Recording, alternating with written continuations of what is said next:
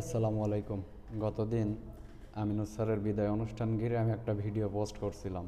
তো ওই ভিডিওতে মোটামুটি আমি কেন ফ্যাসিস্টের সহযোগী কথাটা ব্যবহার করছি এই জিনিসটা নিয়ে দু একজনের মনে ক্ষোভ। দেখেন, ব্যাপারটা হচ্ছে এটা একটা পলিটিক্যাল ল্যাঙ্গুয়েজ, পলিটিক্যাল কিওয়ার্ড। আর ফ্যাসিস্ট এটা আমার নিজের দেওয়া কোনো নাম না। জাতিসংঘ ম্যান্ডেট প্রাপ্ত ইন্টারন্যাশনাল ক্রাইম ট্রাইব্যুনালের গণপ্রজাতন্ত্রী বাংলাদেশ সরকার কর্তৃক স্বীকৃত। তো ফ্যাসিস্টের সহযোগী, আমি কথাটা ওইখানে বলছিলাম ফ্যাসিস্টের সহযোগী। তো যাই হোক, এটা আমার কোনো ব্যক্তিরিপণের কথা ছিল না। এটা হচ্ছে বুঝতে পারছেন কথাটা কোথার থেকে এসছে। আর এখানে তাদেরকে কিন্তু ফ্যাসিস্ট বলা হয় নাই, সহযোগী বলছে। আর হচ্ছে যেহেতু হাসিনারে ফ্যাসিস্ট হিসাবে সাব্যস্ত করছে বাংলাদেশ সরকার, এখন তার ভ্যানগার্ড হিসাবে যারা কাজ করছে তাদেরকে তো সহযোগী বলবে।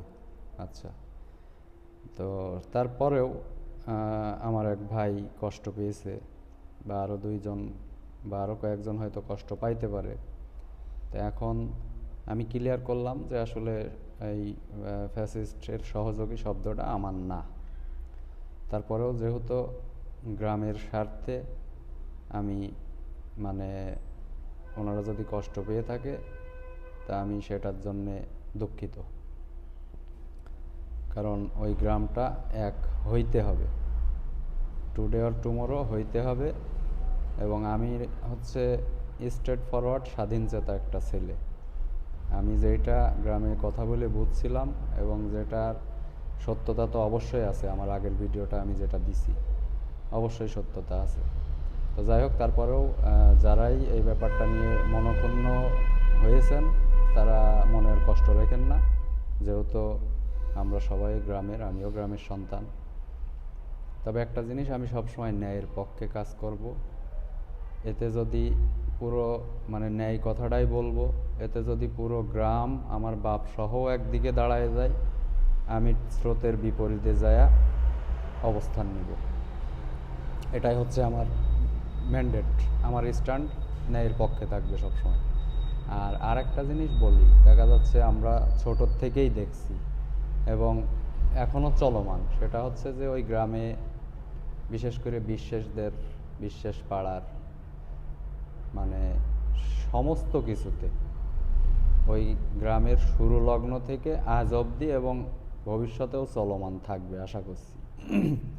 স্কুল কলেজ, কলেজ নাই, স্কুল মাদ্রাসা মসজিদ, বিভিন্ন অনুদান, ঈদগাহ, কবরস্থান, সমস্ত জায়গায় কিন্তু ওই বিশ্বাসদের একটা বড় অবদান আছে এবং সেটা বরাবরই ছিল, আছে এবং ভবিষ্যতেও থাকবে। শুধু তাই নাই, ওই গ্রামটা পরিচালনার ক্ষেত্রে, নেতৃত্বের ক্ষেত্রে তাদের ভূমিকা, একটা বড় ভূমিকা তাদের থাকে সব সময় এবং থাকাটাই স্বাভাবিক। এবং এটা পার্সোনালি আমি নিজেও মানি। তা আমি এর আগে একটা ভিডিও দিছিলাম, ভিডিওটা হয়তো অনেকে দেখেন নাই, যার কারণে হয়তো আমার ব্যাপারে দু একজনের একটু মনোমালিন্য হইতে পারে। তো এই জন্যে কেউ মনে কষ্ট রেখেন না। আর ফ্যাসিস্ট শব্দটা যে কেন ব্যবহার করছি এটার ব্যাখ্যা আমি দিলাম। তারপরেও আমি ব্যক্তিগতভাবে তারে ফোন দিছিলাম, উনি ফোন রিসিভ করে নাই। কারণ ব্যক্তিগতভাবে আমার সম্পর্ক কারোর সাথে খারাপ না। এবং বিশ্বাসদের ভিতরে যদি কেউ মনোকষ্ট পেয়ে থাকেন, আসলে এটা কষ্ট নিয়েন না। ইভেন আমির দাদা প্লাস মইনুস স্যার দাদা, ওনাদের দুইজনারও হয়তো আমি ইনক্লুড করি নাই। ওনারা হয়তো মনক্ষুণ্ণ হয়েছে যে এরকম আমার কমিটিতে দায়িত্ব দিয়েছে, আমাদেরকেও অবমূল্যায়ন করলো। আসলে দেখেন না, অবমূল্যায়ন না, আসলে মোটামুটি আমি মনে করি যে এটা জনগণের 10-এর কথা, হয়তো 100 জনের কথা না, 10-এর কথা ছিল। আমি সেটা কিন্তু ব্যাখ্যা করছিলাম, আমার ভিডিওতে দিছিলাম। তো যাই হোক, আমার ভিডিওতে রিপ্লাই কমেন্টে দেখলাম আমার ইয়ন চাচা একটা ফটো কার্ড শেয়ার করেছে, মানে হলুদ কার্ড আর কি। তো প্লাস হচ্ছে সম্ভবত আলিম ভাই মনে কষ্ট পেয়েছে, বা আমিনুস স্যারও হয়তো কষ্ট পাইতে পারে যে আমার নিয়ে ওরা কমিটির ওরা কাজ করতেছে, ও আবার কেন এই সমস্ত কথা বলতে গেল। তো দেখেন, আমার উদ্দেশ্য হচ্ছে বিভাজন তৈরি না, আমার উদ্দেশ্য একতা হওয়া, এক করা। আবার আর এক ছোটো ভাই কমেন্ট করছে যে হচ্ছে আমার বাপ চাচা ফ্যাসিস্টের দালাল। এখন কেউ যদি একটা সমালোচনা করে, তো সেটাকে তো ব্যক্তিগতভাবে নিলে হবে না, সেটা বিশ্লেষণ বোঝার মতো ক্যাপাসিটি ক্ষমতা থাকতে হবে। তো যে যাই সমালোচনা করুক না কেন, এখন দেখেন আমার বাপও তিনটা প্রতিষ্ঠানের দায়িত্বে আছে, আওয়ামী লীগ পিরিয়ডেও ছিল।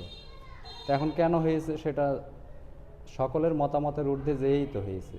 তা আমার কথাটা ছিল যে আমিনুল স্যারের এই ব্যাপারটা লোকজন অ্যাটেন্ড করলো না, এইখানে তো সকলের মতামত যদি থাকতো তাইলে তো আর এই ঝামেলাটা তৈরি হতো না। তো আমি আবারও বলছি, কেউ মনে কোনো কষ্ট রেখেন না। এবং আর একটা ব্যাপার যেটা আমি আবারও ক্লিয়ার করতেছি, যে ওই গ্রামে মোটামুটি বিশ্বাস পাড়ার তাদের অবদান কখনোই কম ছিল না, কম থাকবে না এবং আগামীতেও কমবে না। কিন্তু অনুরোধ একটাই, নেতৃত্ব মানবে, সবাই মানতে চাই, কিন্তু যখনই দেখা যাচ্ছে যে আমাকে বাইপাস করে আপনি কাজ করবেন, তখন আমার মনের দুঃখ বা ক্ষোভ প্রকাশ হয়, এটাই স্বাভাবিক। তো এখানে আমি আমার ব্যক্তি জীবনের বাইপাসের কথা বলছি না, আমি গ্রামের বাইপাসের কথা বলছি।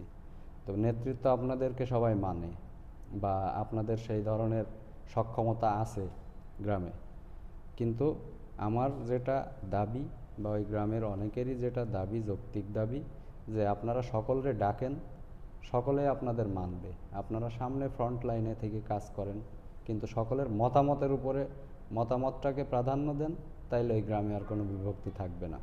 তো আমি পরিশেষে আবারও বলছি, আমার ভিডিওতে যদি কেউ মনোক্ষুণ্ণ হয়ে থাকেন গ্রামের স্বার্থে, কেউ কিছু মনে রাখেন না, কারণ আমরা সবাই গ্রামবাসী, আমিও গ্রামের ছেলে। সবাই ভালো থাকেন, আল্লাহ হাফেজ।